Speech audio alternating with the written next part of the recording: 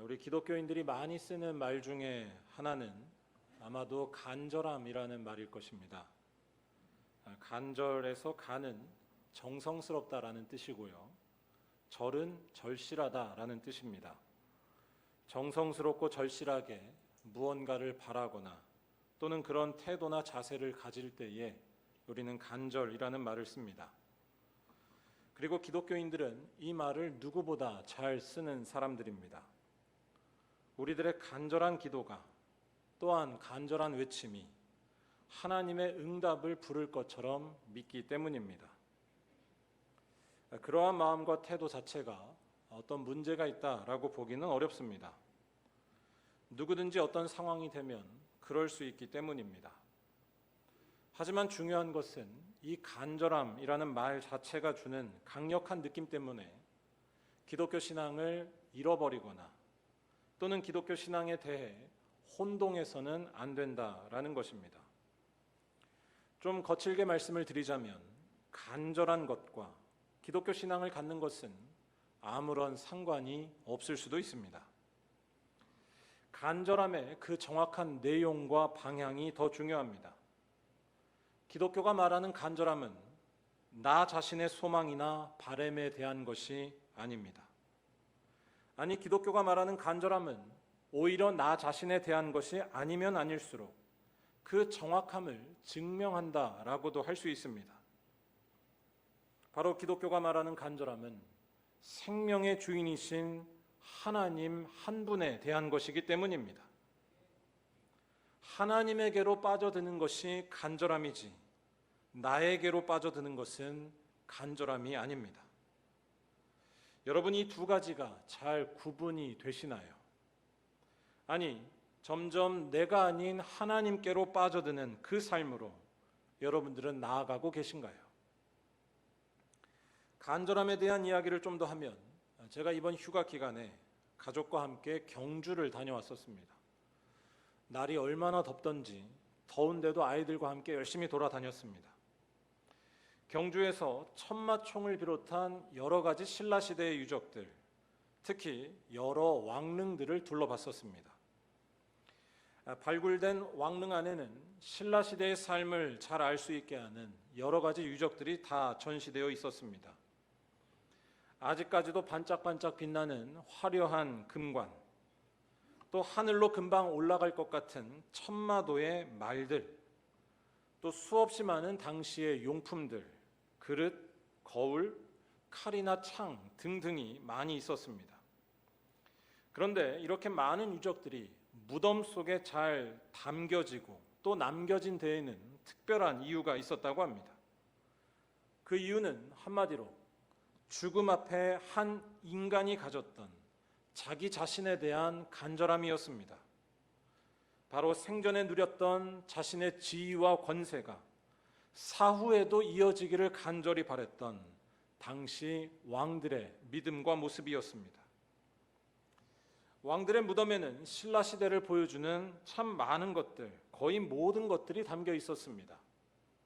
꼭 무덤에서도 살림살이를 다 할 것 같은 아주 다양하고 많은 것들이었습니다.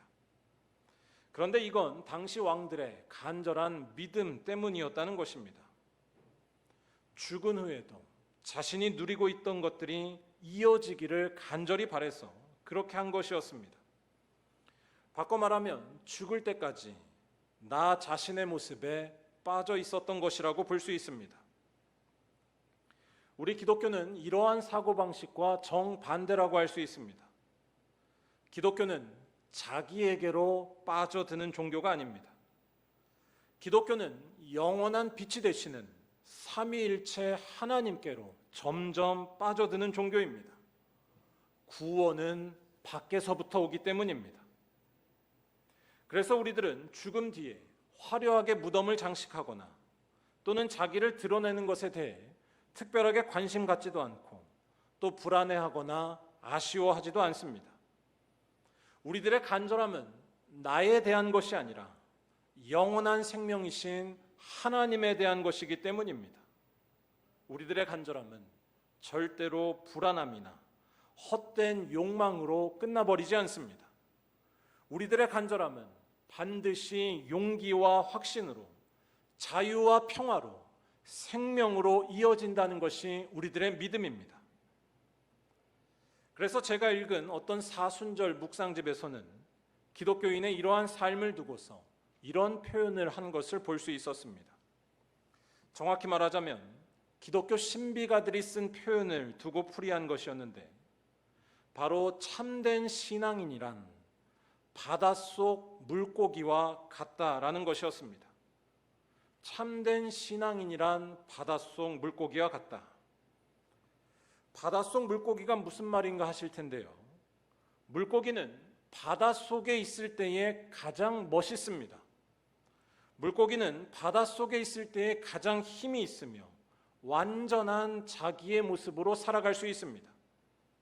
바다가 물고기를 아름답게 돋보이게 해주기 때문이고, 또한 물고기가 갖지 않은 힘을 주기 때문입니다. 다시 말해 바다에 빠진 물고기는 거칠 것이 없습니다. 바다가 곧 자기의 생명이기 때문입니다. 이러한 물고기가 바다가 아니라 그저 자기 자신에게만 빠져 있다면 이런 모습이 과연 될까요? 우리들도 마찬가지입니다.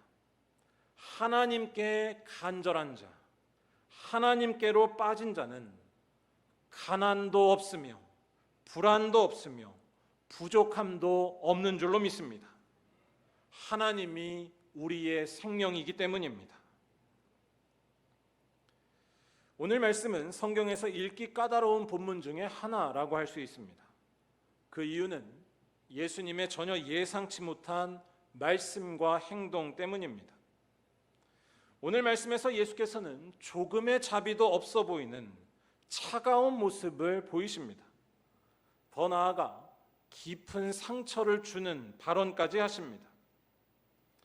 성경 볼 때마다 저는 가끔 생각하지만 예수께서 목회하셨으면 참 쉽지 않으셨을 것 같습니다. 오늘 말씀처럼 하신다면 교회에서 곧 쫓겨날지도 모릅니다. 아무튼 오늘 말씀을 보면 오늘 말씀의 내용은 간단합니다.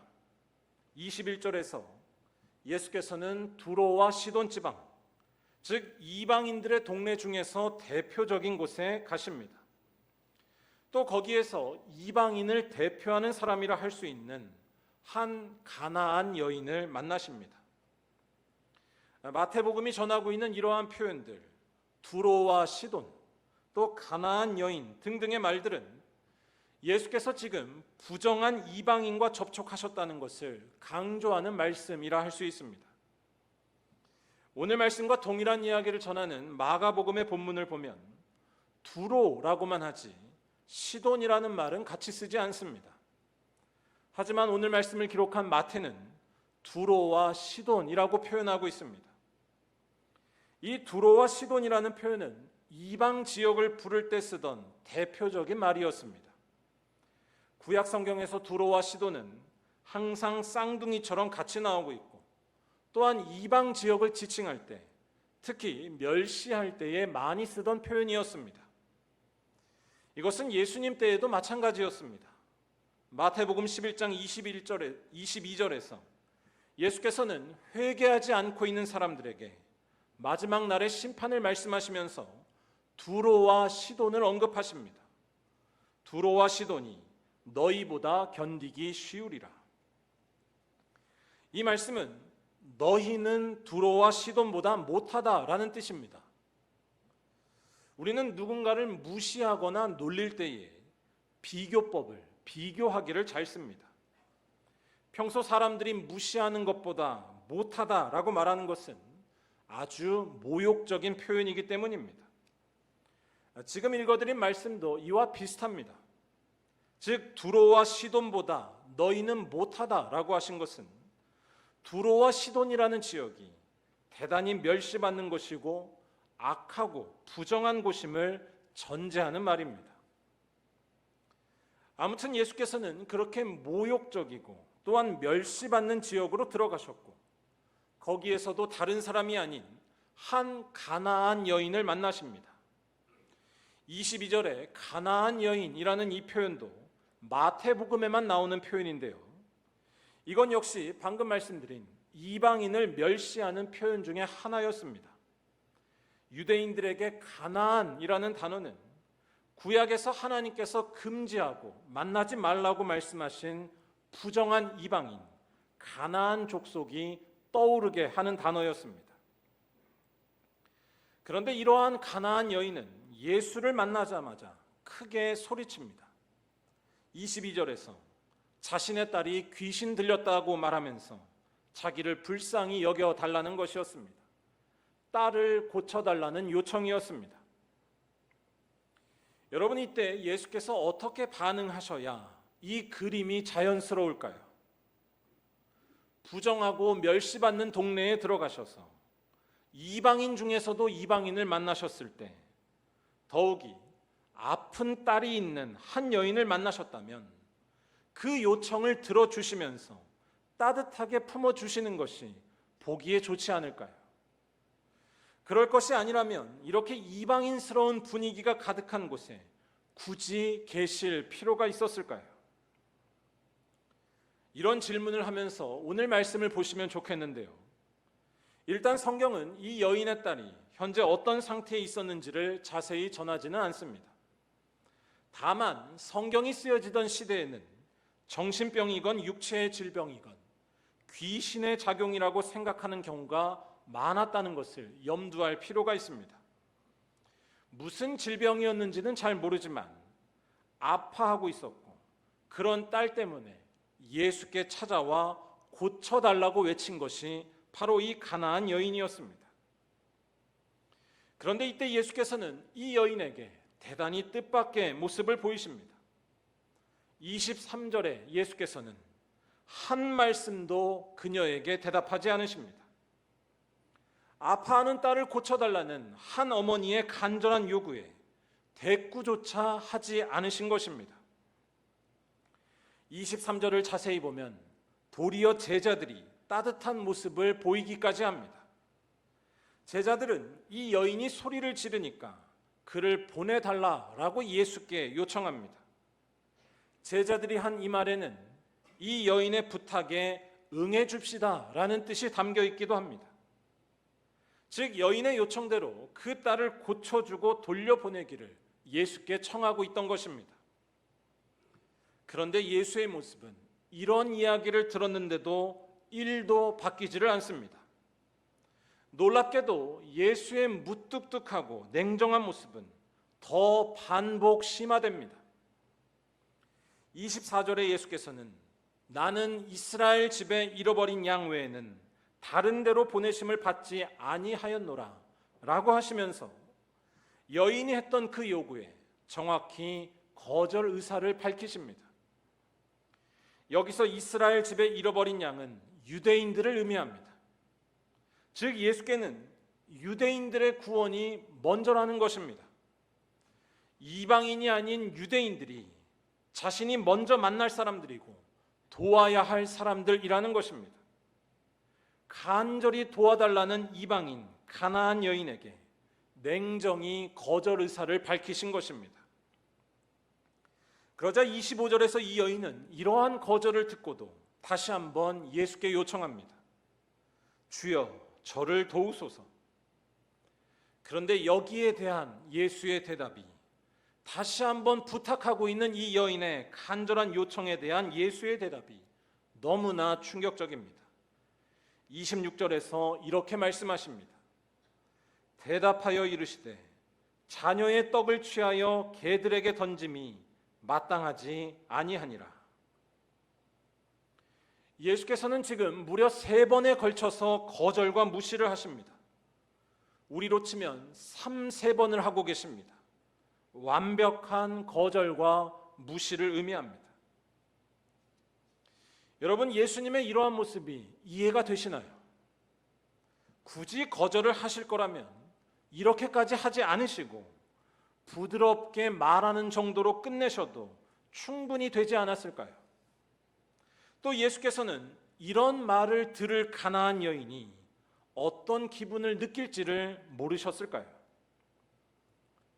맨 처음 예수께서 이방인 지역에 오신 것을 말씀드리면서 잠시 질문을 드렸지만 지금 예수께서 보이시는 이러한 모습은 대단히 부자연스럽습니다.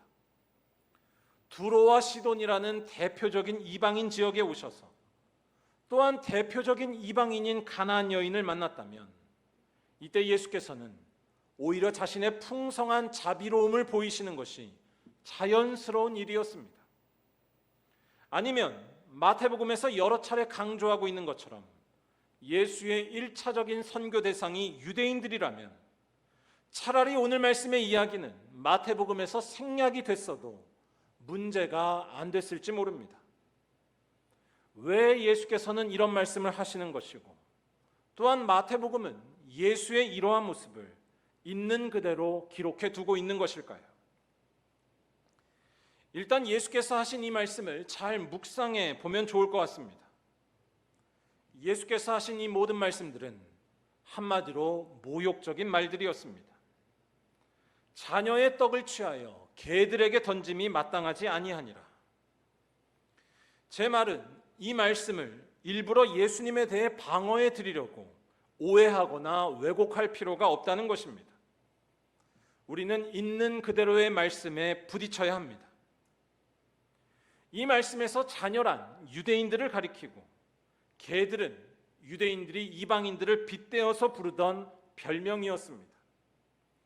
또한 떡은 하나님께서 그 백성들에게 베풀어 주시는 은혜와 구원을 말한다고 볼 수 있습니다. 그러니까 예수께서 하신 이 말씀은 대단히 자극적이고 또한 거친 대답이라 할 수 있습니다. 딸을 고쳐달라는 가나안 여인을 향해 짐승인 개로 낮춰 불렀을 뿐만 아니라 가나안 여인의 그 간청에 철저히 무시하며 거부한 것이기 때문입니다. 그런데 이러한 예수의 모욕적인 말씀에 이 여인은 더 놀랍게 답변합니다. 한마디로 그녀는 사람으로서 할 수 있는 가장 낮은 자세를 취합니다. 바로 자기 자신을 부스러기를 받아먹는 개의 위치로 본 것이었습니다. 우리 27절 말씀을 한번 다 같이 읽어보겠습니다. 여자가 이르되 주여 올소이다마는 개들도 제 주인의 상에서 떨어지는 부스러기를 먹나이다. 아멘. 여러분은 이 말이 어떻게 들리시나요? 일단 이 여인의 이 말은 비굴한 말처럼 들릴 수도 있습니다. 기독교에 대해서 잘 이해를 하지 못하는 사람들이 특히 이런 생각을 하기도 합니다. 기독교를 비판하는 많은 사람들, 그들 중에는 기독교를 일종의 병처럼 생각하는 사람들도 있습니다. 기독교는 자기 비하와 자기 혐오에 빠지게 해서 신을 의지하게 만드는 이상한 종교이고 사람을 의지 박약으로 만드는 종교다라는 식의 이해입니다. 물론 이런 식으로 다른 사람을 소위 가스라이팅해서 자기의 이득을 챙기는 이상한 목사나 이단들도 많이 있지만 기독교가 말하려는 것은 그런 것이 결코 아니라고 할 수 있습니다. 지금 가나안 여인이 말하고 있는 것은 비굴한 것이 아니라 기독교 영성의 정곡을 찌르는 말입니다. 우리의 삶 자체가 하나님의 은총에 전적으로 기대어 있다는 사실을 말하는 것입니다. 즉 이 말은 우리와 하나님과의 관계를 온전히 꿰뚫어 본 자만이 할 수 있는 말입니다. 기독교는 결코 의지 박약을 말하지 않습니다. 기독교는 오히려 그 반대를 말합니다. 우리가 참으로 온전하고 활력 있게 살아가는 것을 정확하게 말하는 것이 우리 기독교입니다. 기독교는 생명이신 하나님을 말하기 때문입니다. 그분께 우리의 삶이 달려 있으며 그분께 돌아가는 것이 우리의 삶을 참으로 살아있게 만든다고 말하는 것입니다.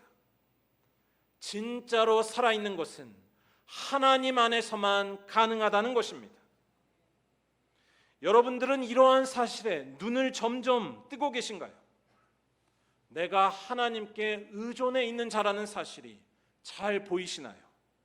아니면 나의 업적과 나에 대한 간절함 때문에 그 사실이 흐려지시나요? 가나안 여인이 한 대답을 다시 잘 보시기 바랍니다. 이 말에서 우리가 주목해야 할 것은 개라는 모욕적인 단어가 다가 아닙니다. 부스럭이라는 말과 또한 거기에 담겨있는 의미에 좀 더 집중해야 합니다. 가나안 여인이 한 이 말은 당시 유대인들이 빵을 먹을 때의 풍경을 보여줍니다.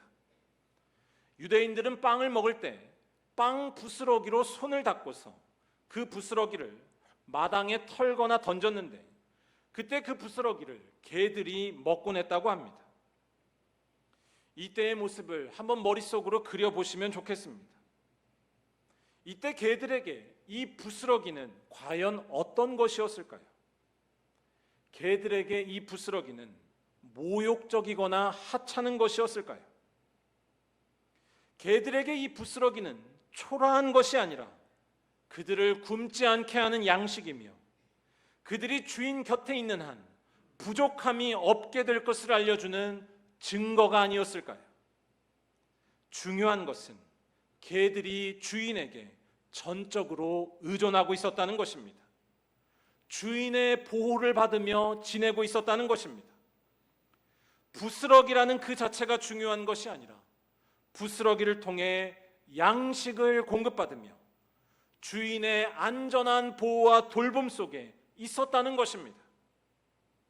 그리고 오늘 말씀에 나온 가나안 여인도 이 사실을 꿰뚫어 보고 고백하고 있었다는 것입니다. 자신 또한 주인에게, 즉 하나님에게 철저히 의존되어 있는 존재라는 사실입니다. 이것이 바로 큰 믿음이었습니다.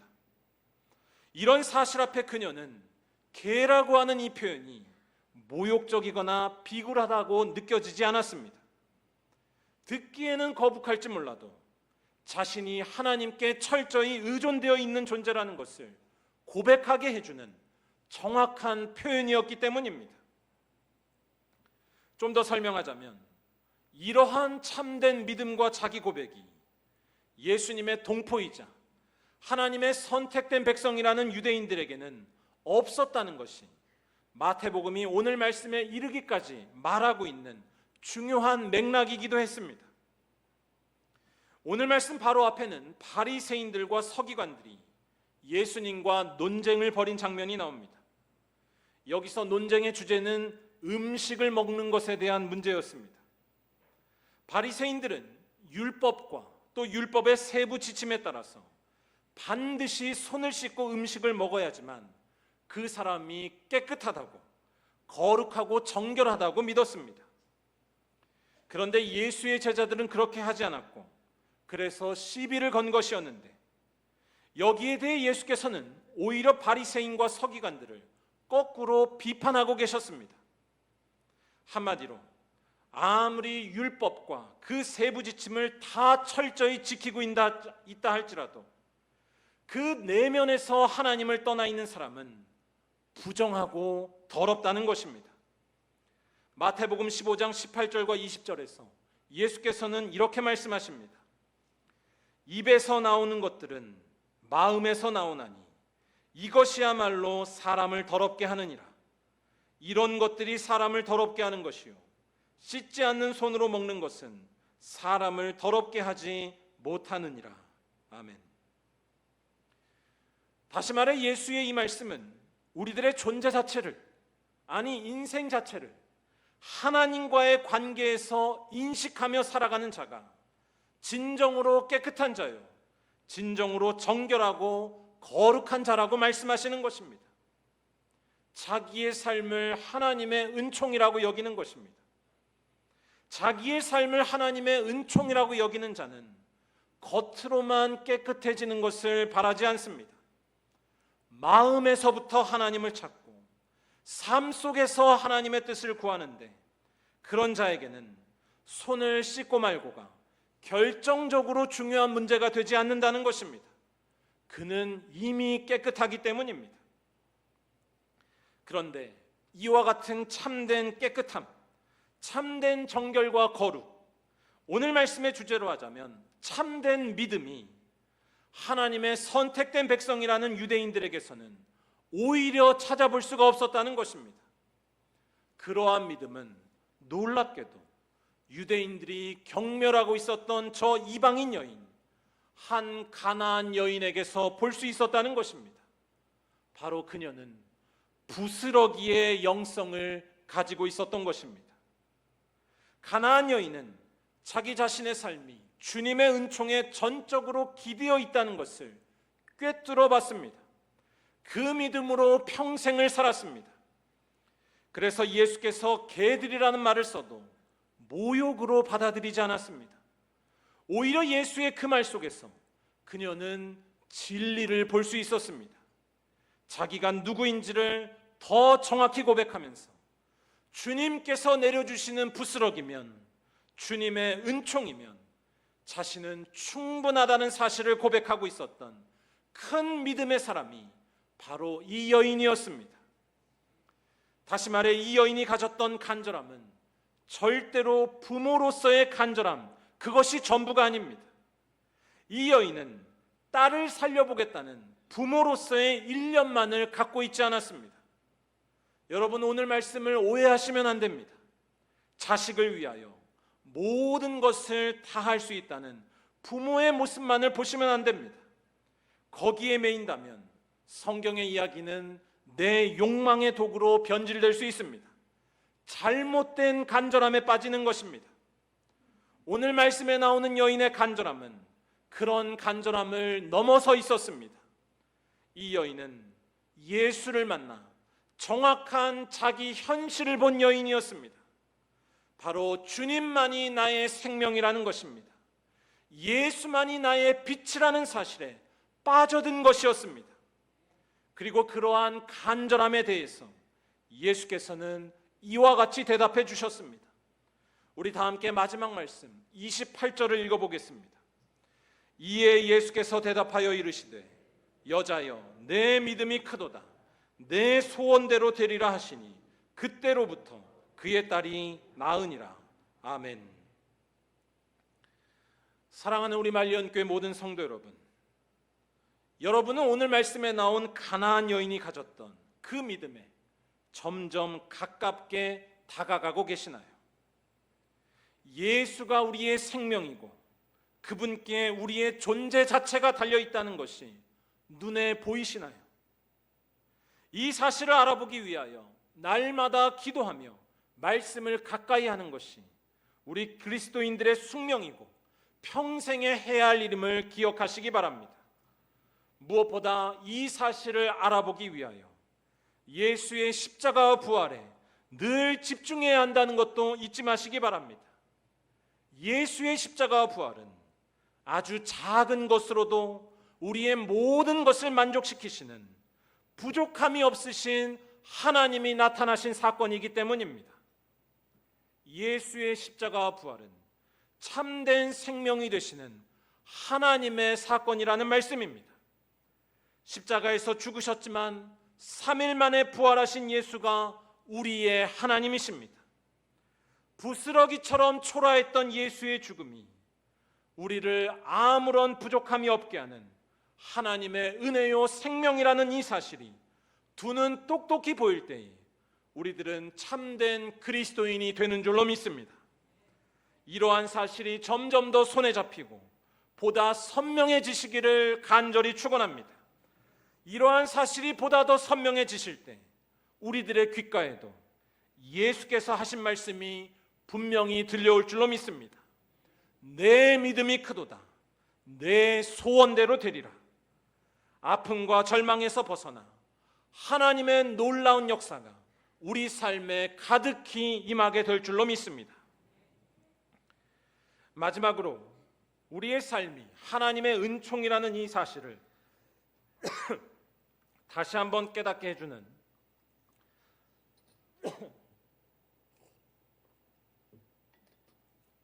한 소설가의 글을 읽어드리고 말씀을 마치고자 합니다. 우리나라를 대표하는 소설가 중에 작고하신 박완서라는 분이 계십니다. 이분이 복음서를 묵상하면서 쓴 짧은 글들이 있는데 그 글들을 모은 옳고도 아름다운 당신이라는 참 좋은 책이 있습니다. 여기에 나오는 한 단락을 읽어드리려 합니다. 한 가지 주의 말씀을 먼저 드리면 이분의 삶이 그렇게 평탄하지만은 않았고 예상치 못한 절망과 어려움이 참 많았다라는 것입니다. 그런데 그런 삶 속에서도 하나님의 은총을 알아보고 눈을 떴다는 것입니다. 이 글을 통해 가나안 여인이 가졌던 믿음의 눈과 또한 우리 인생의 모습을 참되게 깨닫는 큰 믿음이 우리 모두에게, 말리언교회 성도 모두에게 가득하시기를 주님의 이름으로 간절히 축원합니다. 읽어드리겠습니다. 열심히 사느라고 살았건만 문득 뒤돌아볼 때 도무지 산 자취 없음은 생애를 스쳐간 헤아릴 수 없이 많은 오묘한 순간들을 기억하지 못하기 때문이 아닐까. 그 교묘한 순간들을 기억해내기로 하면 한이 없어 마치 보이지 않는 어떤 힘이 내 뒤를 졸졸 귀찮도록 따라다니면서 환난으로부터 지켜주고, 고통받을 때 위로해주고, 좌절했을 때 용기를 주고, 교만해졌을 때 시련을 주었다는 걸 알 수가 있다. 그걸 일일이 따져보면 그 부피가 실로 엄청나서 내 생애가 결코 아무것도 아니라고 할 수가 없다. 태어남 자체가 그런 신비로부터 비롯된다. 내가 도대체 뭐간데 이렇게 따라다니면서 보살펴 주는 것일까? 내가 특별한 존재인가? 가장 좋은 선생님은 학생 하나하나가 다 우리 선생님은 나를 알아보고 나를 특별히 사랑해 주신다고 믿게 하는 선생님이란 말이 있다. 하나님의 능력이라면 자신의 창조물 모두에게 일일이 그럴 수도 있으리라. 주님, 저의 임종의 자리에도 임하시어 저로 하여금 저 높은 곳으로부터의 안배라고 밖에는 생각할 수 없는 많은 아름다운 만남을 기억하게 하소서. 그리하여 마지막으로 이 세상에 태어나길 참 잘했다고 미소 짓게 하소서.